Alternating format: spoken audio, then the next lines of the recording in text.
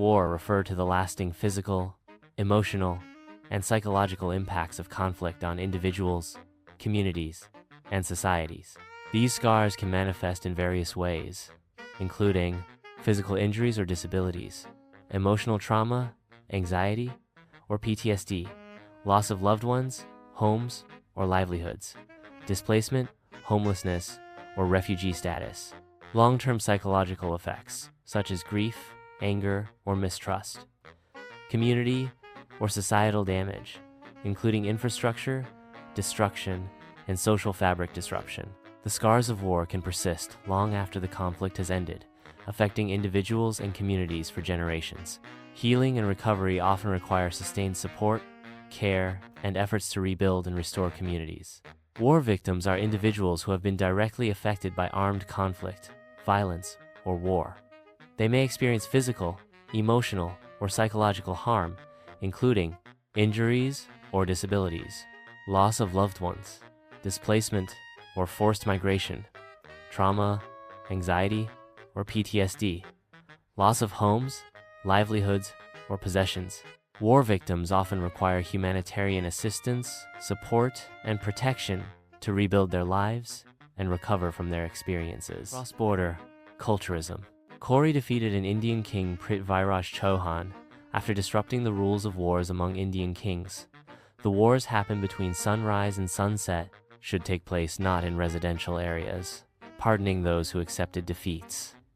Elephant warriors won't attack horse warriors.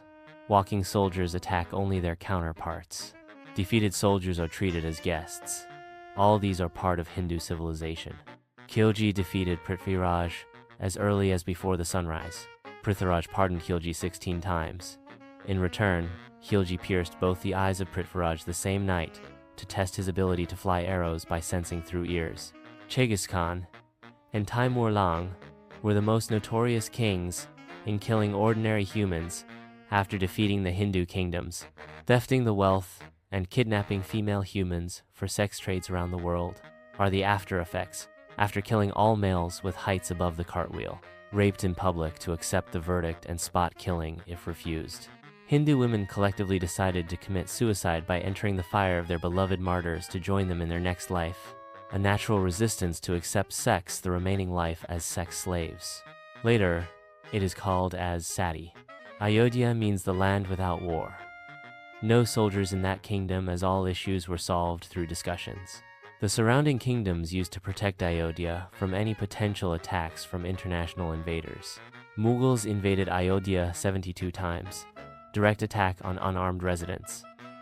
British East India Company attacked 2 times. Amount of wealth accumulated in each temples can be calculated by scaling up the wealth accumulated in Padmanabha Swami Temple in Trivandrum. All these wealth accumulated in temples are the donations from devotees of respective deities.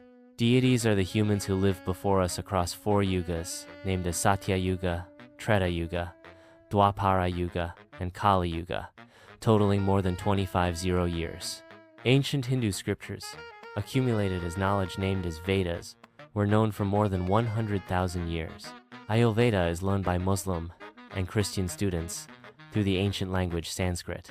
Itihasas, like Ramayana and Mahabharata, are the histories written in Sanskrit language.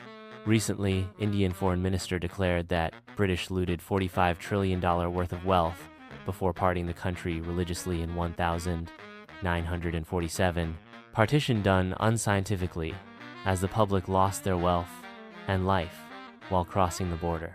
British-aligned governments imposed wealth taxes on kings for possessing valuables with them. Otherwise, sell it out. Kohinoor diamond is with British Queen. Ultimate Hindu philosopher is all living beings are within one family. The life within us are same irrespective of color, race, etc. Even animals and trees are included in this Vasudhaiva Kutumbam. We are living on Earth, surrounded by air. Beyond air is named as Akash, which is full of dark, vacuum, and negative temperature. No life exists there. We feel the whole world as one family in this perspective. Hindu civilization has the freedom to adopt any belief system without disturbing other belief system. That's why Hindus accepted Jews, Parsis, Christians, Arab Muslims, etc.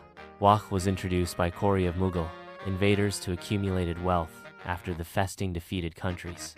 British ruled India 200 years after invading to do business through a company called East India Company.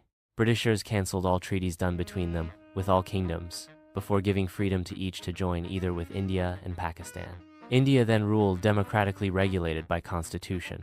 British parted India religiously to create an Islamic republic through a party called Muslim League. Why Waqf still exists in India without leaving to Islamic Republic of Pakistan. Waqf is not religious as it is not existing in Turkey, Libya, Jordan, Syria, Lebanon, Tunisia, Iraq, Egypt, Sudan. All are Islamic countries. Waqf is not personal property. It was the part of Mughal emperors, thus should be a part on democratic Indian government, as the wealth is accumulated through thefts. All the destructions happened to Hindu civilization are to be resorted through this wealth. A notorious Mughal invader burned Nalanda University.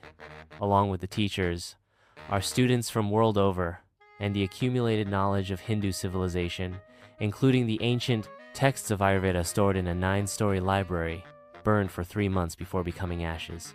All ancient Indian universities were burned alive.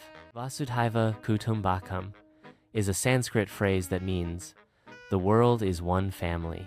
It emphasizes the interconnectedness of all living beings and promotes a sense of global unity, harmony, and shared humanity. This ancient Indian philosophy encourages us to look beyond individual, national, or cultural differences and recognize our shared human experiences, values, and aspirations. It's a powerful reminder that we're all part of a larger global community, connected by our common humanity. The phrase is often invoked to promote global citizenship, cultural exchange, peace and harmony, environmental stewardship, social responsibility. In essence, Vasudhaiva Kutumbakam inspires us to cultivate a sense of empathy, compassion, and understanding towards all beings, fostering a more inclusive and harmonious world.